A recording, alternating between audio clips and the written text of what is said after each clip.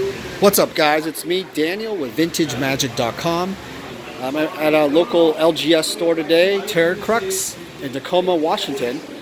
And we're just, I'm doing a deck tech of this deck called Turbo Stasis that my friend Edwin from Houston, Texas developed. Took his idea and I played with this deck at a 4-man old school tournament just for fun. And the other week, and it ran pretty well. I won all my games except one where it came down to a nail biter, so I ended up 2-1, but I almost won that third and decisive game, so pretty good for one first time go around with this deck. So let's go over some of the win condition and also how this deck interacts. This deck is a little bit complicated and complex, so I need you guys to kind of follow and probably have to replay parts of the video because there's different phases and stages to this deck. I'm not even going to go over the sideboard because the sideboard is under construction, but I will discuss that as we, just kind of some hinting of what I would do, but it's not fully completed yet. So let's go over this version of this deck. The original version did not utilize Transmute artifact. There's 2 of these, and also Tabernacle Pendrel Veil. So I took out a relic barrier and also a reset and what was the other card? There's one more card I took out. Relic barrier, reset, and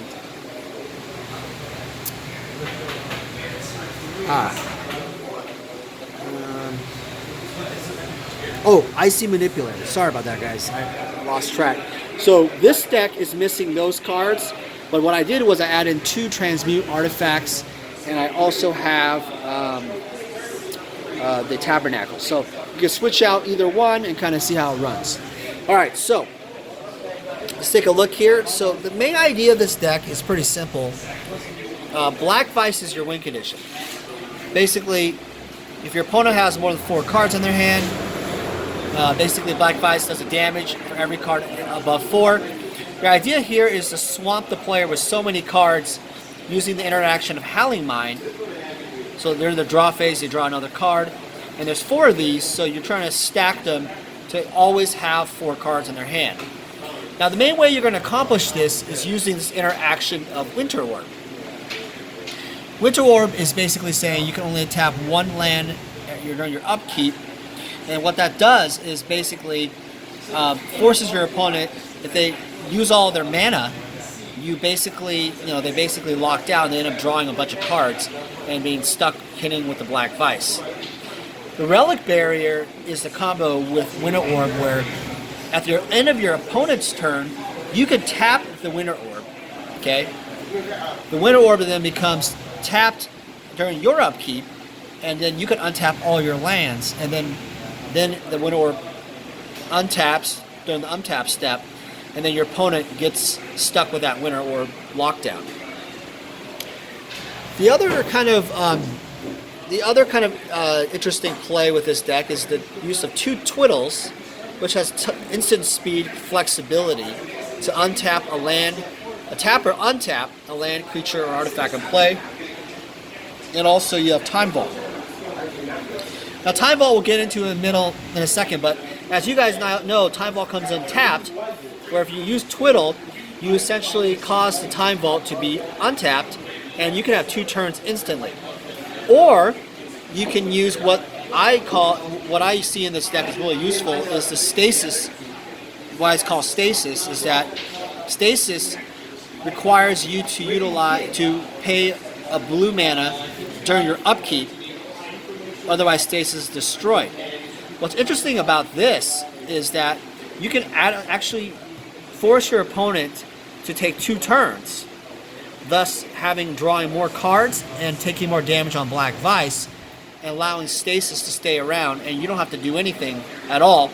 And then your turn, you can either 2 options. You can get rid of Stasis, play another Stasis, or at the end of your opponent's turn, you can use Boomerang, return Stasis back to your hand, and effectively replay Stasis again, but untap all of your mana.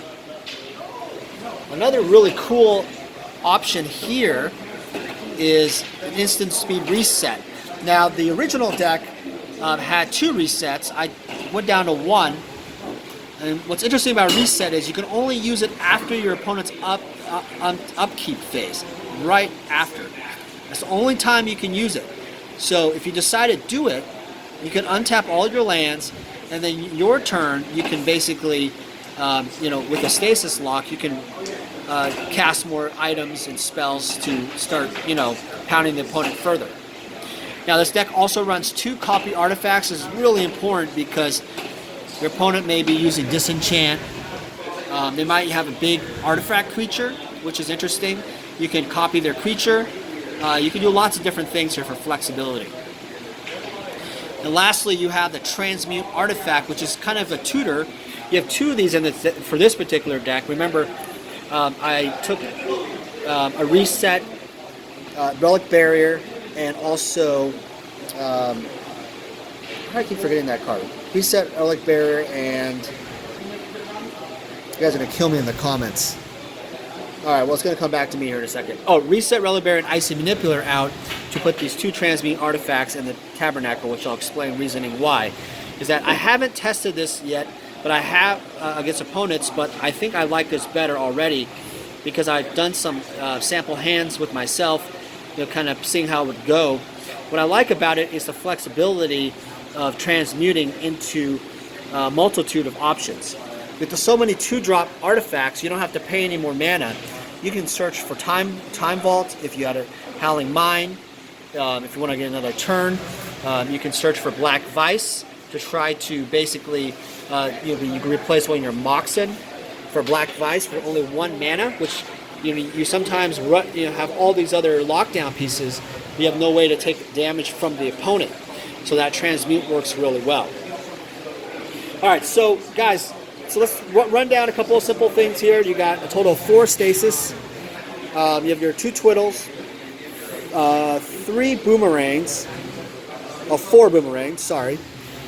2 copy artifacts, a bunch of islands. You guys can count how many. I think there's like 16. Yeah. You have all 5 Moxen, and you have the Black Lotus, of course. Now let's talk about counter spells. Interesting.